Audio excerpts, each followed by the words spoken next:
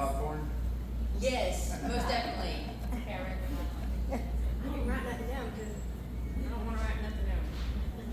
You gotta remember. Hi y'all, I'm Melanie. I'm a mother in long-term recovery, and what that means to me is that I have not had want or need to put any mind-altering substances in my body since January 7th, 2023. Okay.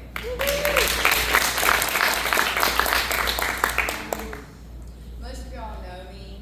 Most of y'all know me in addiction. A lot of y'all have. My testimony is not a faith-based thing. It's just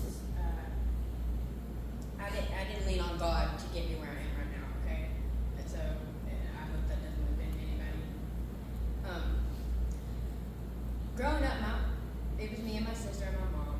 My father was an alcoholic. Still today. So it was me and my sister and my mom. My mom worked at Burger King for 17 years. So we didn't have the greatest, household. We just, like tin can. We didn't have anybody over or anything like that. So we struggled a lot growing up because it was just us three girls.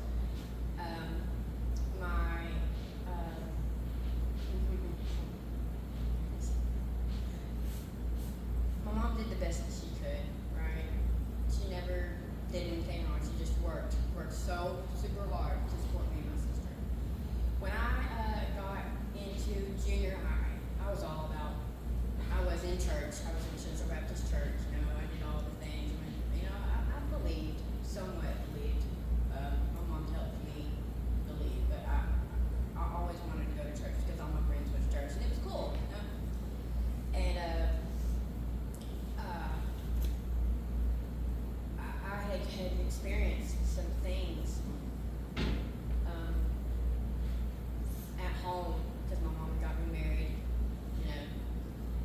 He had a son who was a little bit older than me and my sister, and some things had happened,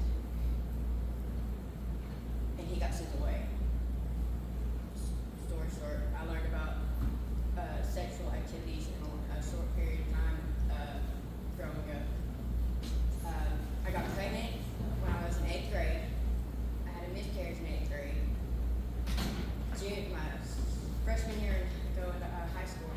Yeah, went to school. I was pregnant my 8th grade year. Went to 9th grade. Where's our baby? And I was so upset. Everything that went downhill. My life went straight downhill. After that, because I was going to quit school, raise my kid, and do everything that I could for my child. And I lost my child. And so I just started getting into wanting to hang out with my sister's friends because my sister's friends were cool. So, I'd gotten into a really abusive relationship for 2 years, right? Very abusive. And my sophomore year, I had experienced, I smoked some other marijuana, drank a little bit with my sister and her friends at a party and stuff like that. My mom was, she worked all the time. She didn't have time to, but she was there. And Megan was, my sister's Megan, I'll call her Megan. She just, she didn't want me to hang out with her friends. And I wanted to. Like, I snuck out the house to be at parties that she was at, And I think by this time my dad was getting married to my sister's best friend, his mom. And then all of that started happening. So I wanted to hang out with my dad. I wanted to be around my dad. I love my dad, but he had nothing to do with me. Every other kid that he has, which Kayla, Courtney, and Megan, all looked like him. Always wanted to have something to do with them. Nothing about old me. Nothing. And I wanted, I invited him to I got in sports for him, stuff. And I tried to, be, I wanted him to be around, but no, he never was. So that was downhill. My junior year, I had my first experience with meth. Loved meth, whatever. Because I started dating one of my sister's best friend, boyfriend's best friends, yeah. That was 4 years of meth. I went to jail my senior year in high school. school, you know? Like, I'm the girl that was strung out on meth in high school. I still graduated, 90 pounds, still graduated, did the best that I could. And then after that, I mean, I went from drug dealer to drug dealer to drug dealer for 11 years, you know, ups and downs, and I've tried all of the drugs that you could possibly think of except for crack and heroin, you know? And I've lost so many people. I've seen so many people, like, still in addiction today. That is sad. I got pregnant February of 2022, I think. Yeah. I had Iris in 10/18/22. So, found out I was pregnant, okay? And I kept doing drugs through my entire pregnancy. Yeah.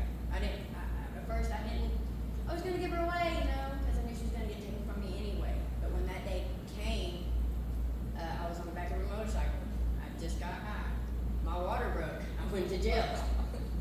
My water broke in jail. I was there for like 2 days. I didn't know my water broke. I got out, and my mom took me to the emergency room, and I had my daughter, and they took her from me. Because Dad was on so much morphine that I told him that I didn't want her. Just take her, type of thing. But you know, and he did. But I went up there every day to see her.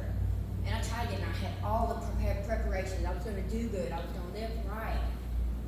But I didn't because they took her from me, right? When they took her from me and put her in foster home, it took me till, that was in November 12th they took her from me, okay?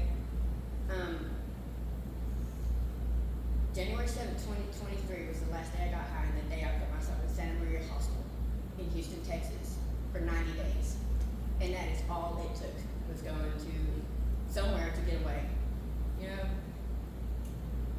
I've been through so much, and I was so scared. I wanted to leave the second day I was there, but I didn't because Iris needed me.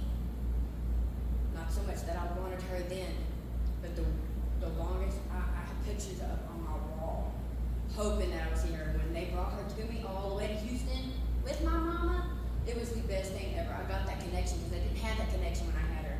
She was 6 weeks early. And I was so happy when I brought her in. I got that spark. You know that spark when you hope the first time you see your kid, right? I got that and never thought I'd get it. And I worked super hard. Just to, because it wasn't about me anymore. It's not about you anymore when you have babies. You drop everything you're doing because they're the only thing that matters.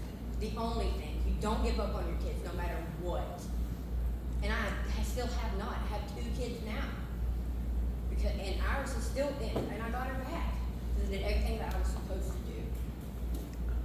And nothing and no one is ever going to put me in that situation again where I'm going to mess up and have the things that got me to where I am today that saved me. And I had the hugest support system. I had people sending me letters in rehab saying, you're just going to do this, pull through. My mom, Mary Jacobs, my cousin Samantha, my sister are my biggest supporters. And my husband Elijah. Like, no matter how many times I wanted to fall or just give in, my mom was in my ears. Samantha was in my ear telling me, you got this.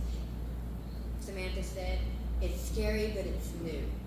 All of rehab, it's scary, but it's new. You can do this. And I did. And through my sobriety, I have come across people that have offered, and I've, Iris is in the back of my head saying, like, and I haven't. I'm not weak. People, places, and things make you weak. Hurts, habits, and hangups. You just gotta be strong. And it's hard.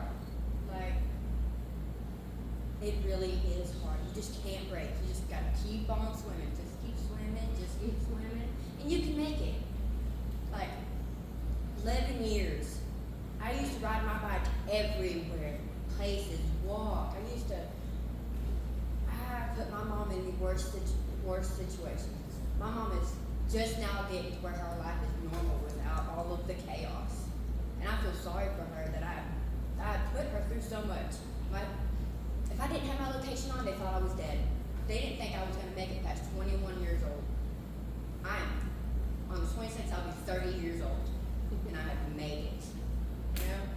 And I have two beautiful girls. I have a husband that loves me, my mom, my sister-in-law, you know? And I have y'all, you know? You just have to remember these things. People, places, and things. You stay away from those people. You stay away from those things and those places. You cannot go back to old places. Ever. Like, you can never go back. And the temptation is real. You will break. It is hard.